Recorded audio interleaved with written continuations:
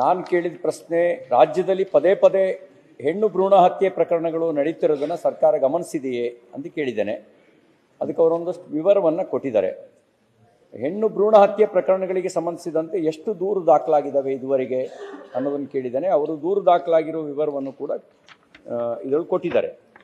ನಾನು ಅದು ಮುಂದುವರೆದು ಅವರಿಗೆ ಪ್ರಶ್ನೆ ಕೇಳಲಿಕ್ಕೆ ಬಯಸೋದು, ಹೆಣ್ಣು ಭ್ರೂಣ ಹತ್ಯೆ ನೀವು ದೂರು ದಾಖಲಾದ ನಂತರ ಸಂಪೂರ್ಣವಾಗಿ ನಿಂತಿದೆಯೇ, ನಿಲ್ಲಿಸೋದಕ್ಕೆ ಸಾಧ್ಯ ಆಗಿದೆಯೇ?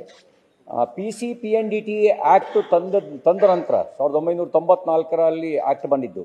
ಆ್ಯಕ್ಟ್ ಬಂದ ನಂತರ ಪೂರ್ಣ ಪ್ರಮಾಣದಲ್ಲಿ ನಿಂತಿದೆ ಅನ್ನುವಂಥ ವಿಶ್ವಾಸ ಮಾನ್ಯ ಸಚಿವರಿಗೆ ಇದೆಯೇ, ಸರ್ಕಾರಕ್ಕೆ ಇದೆಯೇ ಅಂತ ಕೇಳಲಿಕ್ಕೆ ಬಯಸ್ತೇನೆ. ಬರ್ತ್ ರೇಷಿಯೋ ಅಥವಾ ಅದರ ಪ್ರಮಾಣ ಗಮನಿಸಿದಾಗ ಮತ್ತು ನೀವು ದಾಖಲಿಸಿದಾಗ ಭಾಳ ಬೆರಳೆಣಿಕೆಯಷ್ಟು ಕೇಸುಗಳು ದಾಖಲಾಗಿದ್ದಾವೆ. ನೀವು ಹೇಳಿರೋ ಪ್ರಕಾರ 3 ದೂರುಗಳು ದಾಖಲಾಗಿದ್ದಾವೆ ಭ್ರೂಣ ಹತ್ಯೆ ಪ್ರಕರಣಕ್ಕೆ ಸಂಬಂಧಪಟ್ಟಂತೆ. ನೀವು ಕೊಟ್ಟಿರೋದು ಭ್ರೂಣ ಹತ್ಯೆ ಪ್ರಕರಣಕ್ಕೆ ಎಷ್ಟು ದೂರು ದಾಖಲಾಗಿದೆ ಅಂದರೆ 3 ದೂರುಗಳು ದಾಖಲಾಗಿದ್ದಾವೆ ಅಂತ ಕೊಟ್ಟಿದ್ದೀರಿ. ಇದರೊಳಗಡೆ ಸರ್ಕಾರಿ ವೈದ್ಯರೇ ಶಾಮೀಲಾಗಿರುವಂಥ ರಾಮನಗರದ ಪ್ರಕರಣ ಇದೆ, ನರ್ಸ್ ಶಾಮೀಲಾಗಿರ್ತಕ್ಕಂಥ ಮಂಡ್ಯ ಪ್ರಕರಣ ಇದೆ. ಇಲ್ಲಿಂದ ಆಂಧ್ರ ಪ್ರದೇಶಕ್ಕೆ ಕರ್ಕೊಂಡೋಗಿ ಅಲ್ಲಿ ಭ್ರೂಣ ಹತ್ಯೆ ಮಾಡ್ತಿದ್ದಂಥ ಪ್ರಕರಣ ಕೂಡ ಗಮನಕ್ಕೆ ಬಂದಿದೆ.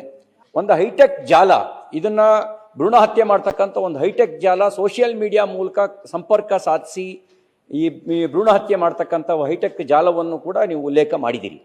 ಈ ಹಿನ್ನೆಲೆಯಲ್ಲಿ ಈಗಿರುವ ಕಾಯ್ದೆ ಭ್ರೂಣ ಹತ್ಯೆ ಸಂಪೂರ್ಣ ಪ್ರಮಾಣದಲ್ಲಿ ನಿಲ್ಲಿಸೋದ್ರೊಳಗೆ ವಿಫಲ ಆಗಿರೋದು ಗಮನಕ್ಕೆ ಬರ್ತಾ ಇದೆ.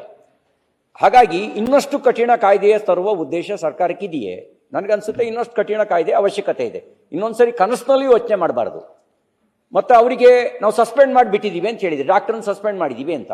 ಪ್ರೈವೇಟ್ ಪ್ರಾಕ್ಟೀಸ್ ಮಾಡ್ತಾರೆ, ಸಾಕ ಸಸ್ಪೆಂಡ್ ಅಂತ ಕ್ರಮ?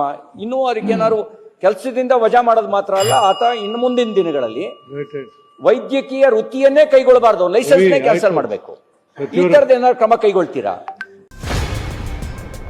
ನೋ ಉತ್ಪ್ರೇಕ್ಷೆ, ನೋ ಊಹಾಪೋಹ. ತಾಜಾ ಸುದ್ದಿ ನಿಖರ ಮಾಹಿತಿಗೆ ಬ್ರೌಸ್ ಮಾಡಿ ವಿಜಯವಾಣಿ.net. QR ಕೋಡ್ ಸ್ಕ್ಯಾನ್ ಮಾಡಿ ಆಪ್ ಡೌನ್ಲೋಡ್ ಮಾಡಿಕೊಳ್ಳಿ.